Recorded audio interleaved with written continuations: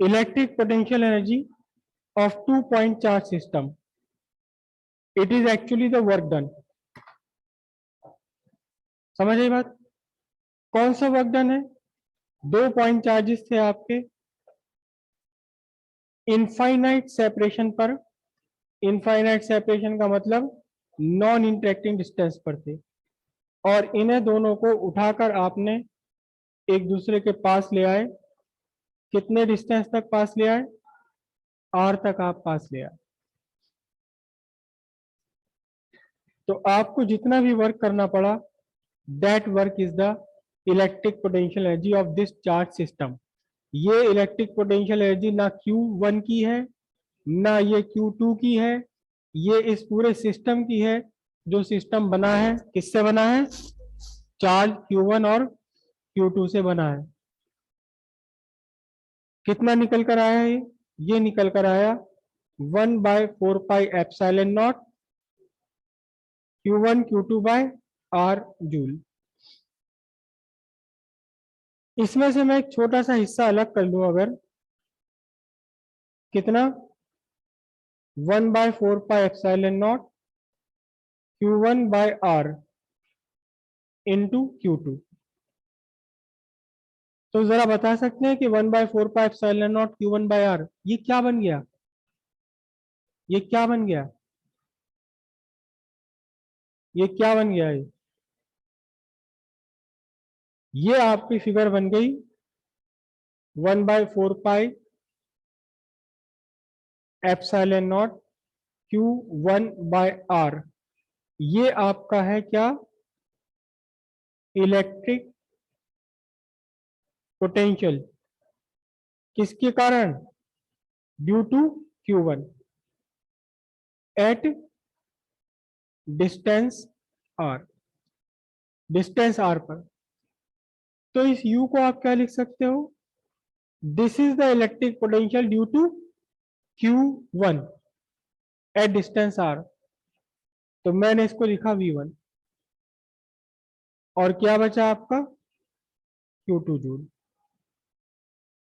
लेकिन इसी फॉर्मूले में से अगर मैं थोड़ा सा चेंज करूं, क्या कर लूं चेंज इस बार मैं चेंज ऐसे करूं कि 1/4πε0 Q2 बाय R ले लिया जाए और Q1 छोड़ दिया जाए. तो फिर अब ये क्या बन जाता है? 1/4πε0 Q2 by R. What is it? It is electric potential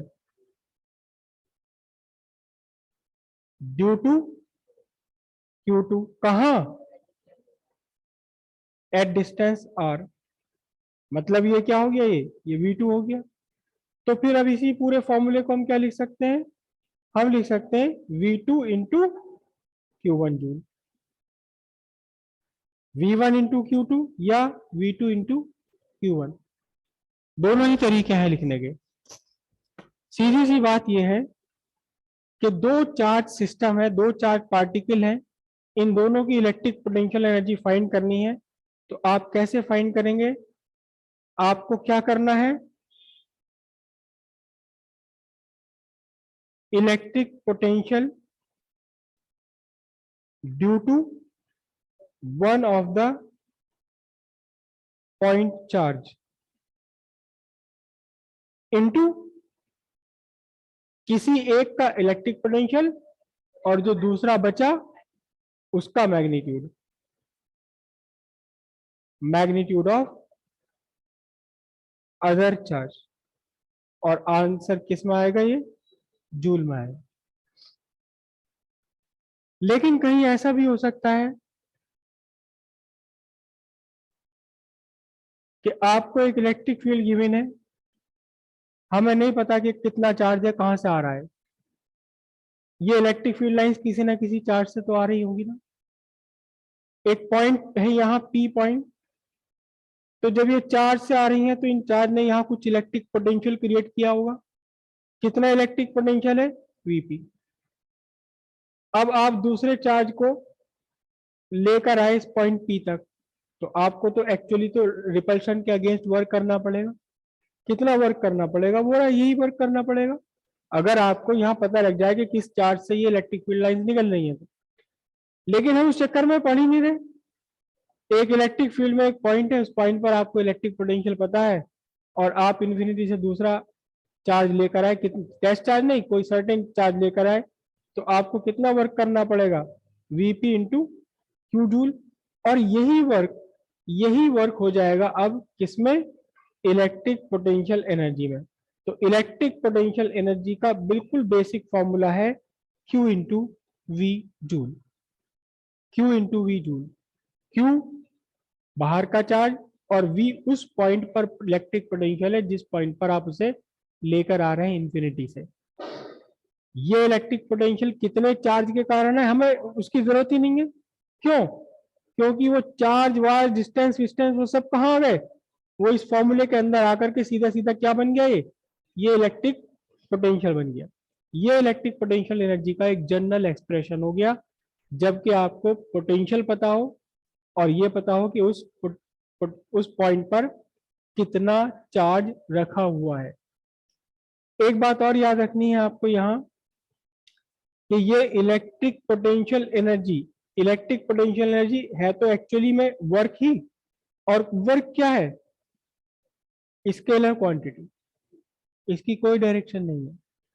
तो जब भी आप इलेक्ट्रिक पोटेंशियल एनर्जी फाइंड करेंगे, उस फॉर्मूले के अंदर Q1 एंड Q2 आपको लेना होगा विद प्रॉपर साइन।